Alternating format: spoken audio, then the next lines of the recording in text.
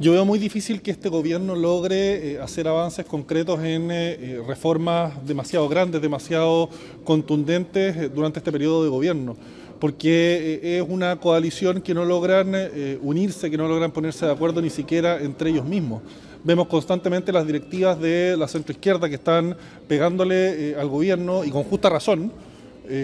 Y evidentemente eso refleja que no hay mucho acuerdo, que no hay capacidad de ordenarse entre ellos para impulsar este tipo de reformas y, por supuesto, si es que tampoco cuentan con el acuerdo de la oposición, es muy difícil que logren empujar algo de estas características. Yo lo que veo más bien en este mal llamado pacto fiscal, porque en realidad no hay ningún pacto, es otra reforma tributaria, es otra subida de impuestos con algunos elementos adicionales, un poquito más de aliño podríamos decir, pero en el fondo lo que buscan es subir impuestos y en ese sentido yo creo que no van a encontrar nuestro acuerdo, no va a haber mucha capacidad de avanzar esto. Yo veo más bien un empecinamiento, una porfía del gobierno de insistir en algo en lo cual no hay un acuerdo transversal y quizás deberían preocuparse más de aquellas cosas que sí pueden producir un gran impacto en la calidad de vida de la gente, donde hoy día hace falta, como por ejemplo la inseguridad.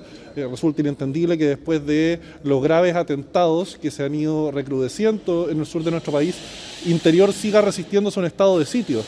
Yo me pregunto en el fondo cuál es la categoría de gravedad que está esperando que se vea en un atentado el gobierno antes de decidir que se requiere un estado de sitio. La situación es tan grave por el desgobierno que tenemos en nuestro país que de verdad yo le pediría al presidente de la República que ordene a su equipo y que se preocupen de lo importante y aquello en lo cual pueden avanzar. Diputado, varios parlamentarios acá han criticado la gestión del gobierno. El senador Flores decía que el gobierno se está dedicando más a administrar que gobernar. El diputado Celis planteaba que el gobierno está muerto y que está cavando su propia tumba. ¿Usted coincide con esas frases? Yo creo que no están ni gobernando ni administrando. Yo creo que simplemente están flotando, están tratando de mantenerse ahí en el aire porque ni siquiera en la crisis de corrupción han logrado tomar definiciones categóricas, ni siquiera con la situación de violencia y de terrorismo en el sur de nuestro país son capaces de tomar definiciones categóricas. O sea, ¿qué más tiene que pasar para que se organice de una buena vez una redada en las comunidades terroristas, en los campamentos terroristas en el sur de nuestro país? ¿Qué más tiene que pasar? ¿Cuánta gente tiene que morir? ¿Cuántas casas, cuántas escuelas, cuántos consultorios y iglesias tienen que incendiarse? O sea, de verdad esto ya no da para más, que el gobierno siga tratando de evadir los conflictos y esto es algo que se replica también a nivel local. Tenemos aquí ahora que el hospital de Casablanca está tomado. El hospital de Casablanca está tomado porque el director subrogante del Servicio de Salud, no sé si está escondido bajo su escritorio, no quiere hacerse cargo de este conflicto, de esta controversia.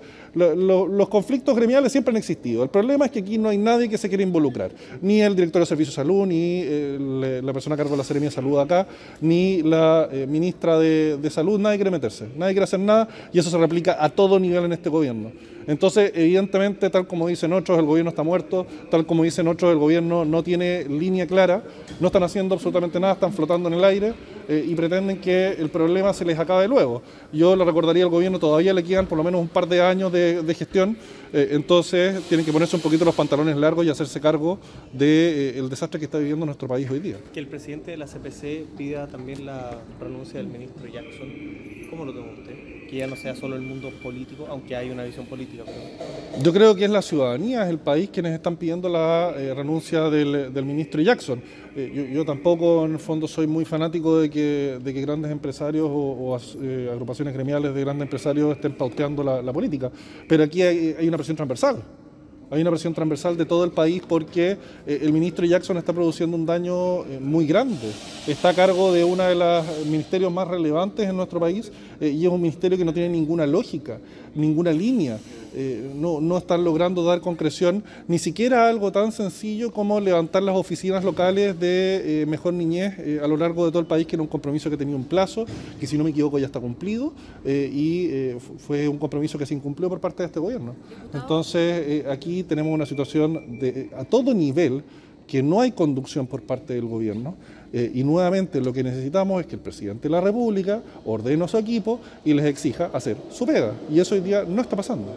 Diputado, a propósito también del tema que tiene que ver con con los convenios, ¿qué le parece que se esté realizando una cumbre de fiscales y que además hayan antecedentes sobre irregularidades en la región de los lagos en las que estaría involucrado Diego Ancalao, ex candidato presidencial de la lista del gobierno?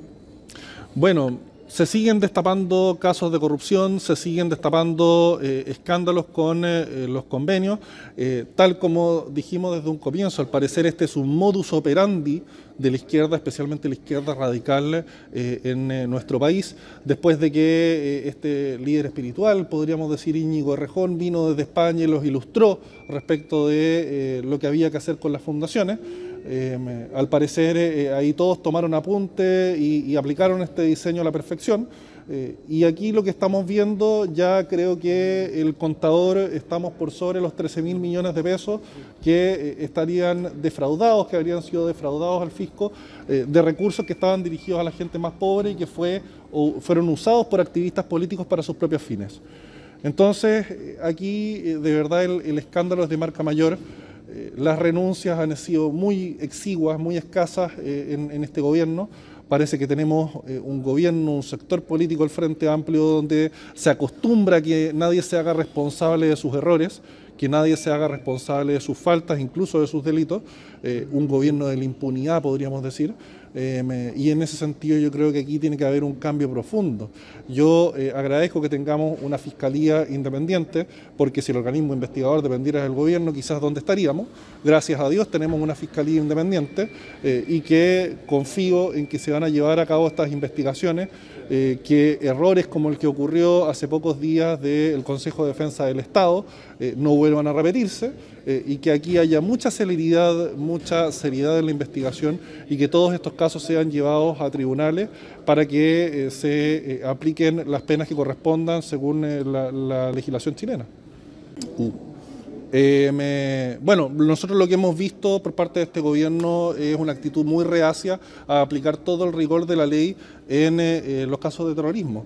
Le hacen el quite, esto se remonta incluso a los vínculos históricos, creo yo, del presidente Boric con Temucuicú y con otras comunidades. Hay cierta romantización, veo yo, de estas conductas que son francamente terroristas y delictuales en el sur del país, y no les gusta perseguirlo con todo el rigor de nuestra legislación. Aquí tiene que aplicarse la ley antiterrorista, tiene que aplicarse mano dura, no puede seguir habiendo impunidad. Tenemos delitos que se siguen cometiendo todos los días en el sur de nuestro país, como señalaba, el gobierno además se resiste a aplicar el estado de sitio, a endurecer las medidas que vienen aplicándose desde hace meses y no pasa absolutamente nada. Seguimos flotando en una especie de limbo con el tema de los estados de excepción que se renuevan cada 2 semanas, y la verdad esto ya se ha vuelto un trámite casi. Necesitamos una actitud más decidida por parte del Interior, por parte del gobierno, y no podemos seguir con esta impunidad total y permanente que existe para el terrorismo en la macrozona sur.